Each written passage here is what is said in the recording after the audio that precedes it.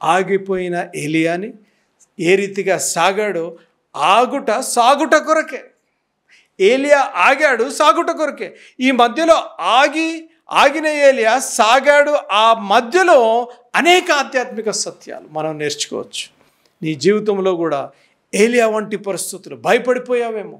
అక్కడ మనం చూసినట్లయితే 19వ అధ్యాయం 1వ వచనంలో ఒక మాట చెప్తుంది.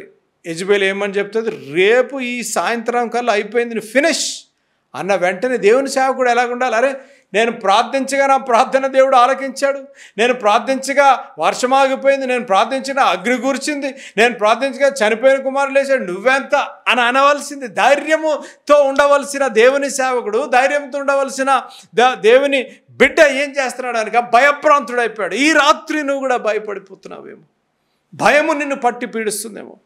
అనేకులు నాకు ఫోన్ చేస్తారు, భయం అనే బీజం ఏం చేయాలో తెలియటం లేదు, భయం అనే బీజంతో నువ్వు పీడించబడుతున్నావేమో. దేవుడు నీకు విమోచన కలుగు చేయాలని ఆశపడుతున్నాడు. ఆగుట సాగుట కొరకే అని మనం గమనించాలి.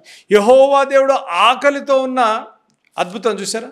ఆకలితో ఉన్న ఏలియాకు రేవెన్స్ అనగా గద్దలతో మాంసము పంపించాడు.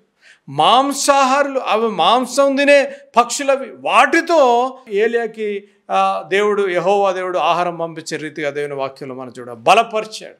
శారీరకంగా బలపరిచాడు, ఆధ్యాత్మికంగా బలపరిచాడు, ఒక నిరీక్షణ దయచేశాడు. ఏలియా లేగు, నీకు ఒక ఉద్యోగం ఉంది, నీకు ఒక సేవ ఉంది, నీకు ఒక భారం ఉంది నీ పైన, నువ్వు చేయవలసిన పని ఇంకెంతో ఉంది, నువ్వు లేగు అన్న వెంటనే ఏలియా వద్దు ప్రభువా, నేను ఇక్కడే కూర్చొని ఉంటాను, యెహోవా దేవా నేను ఇక్కడే చచ్చిపోతాను, ఈ చెట్టు కిందే బాగుందని అనలేదు. యెహోవా దేవుడు చెప్పిన వెంటనే అక్కడ యోర్దాన్ దగ్గర వాళ్ళు యాజకులు ఉన్నప్పుడు యెహోషువ చెప్పిన వెంటనే యెహోవా దేవుడు యెహోషువాకు చెప్తే యెహోషువ చెప్పిన వెంటనే చెప్పిన పని చెప్పిన రీతిగా విధేయత చూపించారు కాబట్టి వారి జీవితంలో అద్భుతం జరిగింది.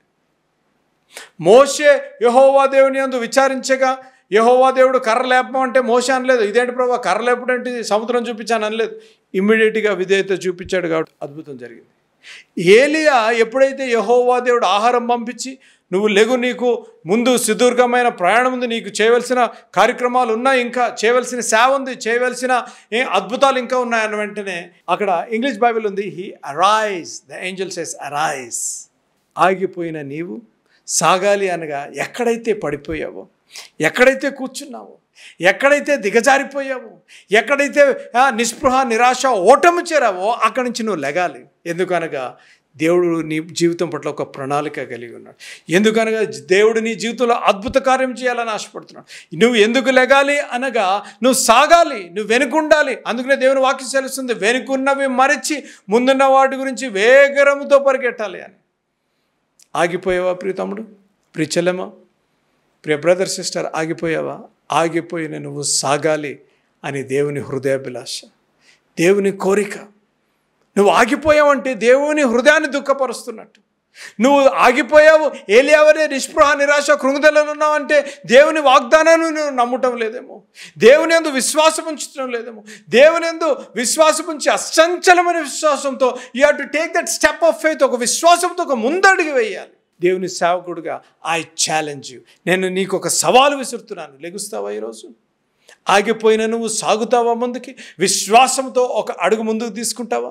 నువ్వు నిస్పృహ నిరాశ మానసిక ఒత్తిడిలో నువ్వు ఉన్నావేమో, లెగిసి ప్రభువా, వాగ్దానం ఇచ్చిన దేవుడు నమ్మదగిన దేవుడు, దేవుని సేవకుడు ద్వారా దేవుని వాక్యం ద్వారా నువ్వు మాట్లాడుతున్నావు ప్రభువా, ఒక్కసారి మళ్ళా నేను సాగాలని ఆశపడుతున్నాను ప్రభువా, నేను లెగుస్తున్నాను నాయన, నేను సాగాలి అని ఆశపడుతున్నాను ప్రభువా, నాకు బలహీనంగా ఉంది ప్రభువా, నాకు మానసికంగా నాయన, నాకు మానసిక శోభ కింద నేను ఉన్నాను, భయపడిపోతున్నాను. ఏలియా వలె ప్రభువా నాతో మాట్లాడు ప్రభువా అంటే ఏలియాతో మాట్లాడిన దేవుడు, యాజకుల ద్వారా అద్భుతం చేసిన దేవుడు, యెహోషువతో మాట్లాడిన దేవుడు, మోషేతో మాట్లాడిన దేవుడు, ఇశ్రాయేలు ప్రజలు ఆగిపోయిన ఇశ్రాయేలు ప్రజలను ముందుకు సాగించిన దేవుడు నీ జీవితంలో అద్భుత కార్యం చేయాలని ఆశపడుతున్నాడు. నువ్వు చేయవలసిన పని, నువ్వున్న పరిస్థితుల్లో నువ్వు లెగిచి ప్రభువా, నేను ఇదిగో ప్రభువా, నేను లెగుస్తున్నాను, నేను ముందుకు సాగాలని ఆశపడుతున్నాను ప్రభువా, నా చేయి పట్టుకునైనా అని అంటే దేవుడిచ్చిన వాగ్దానం యెషయా గ్రంథము 41వ అధ్యాయము 10వ వచనం, ఆయన కుడి హస్తము చేత నిన్ను పట్టుకొని నువ్వు భయపడకుండా, నువ్వు దిగులు చెందకుండా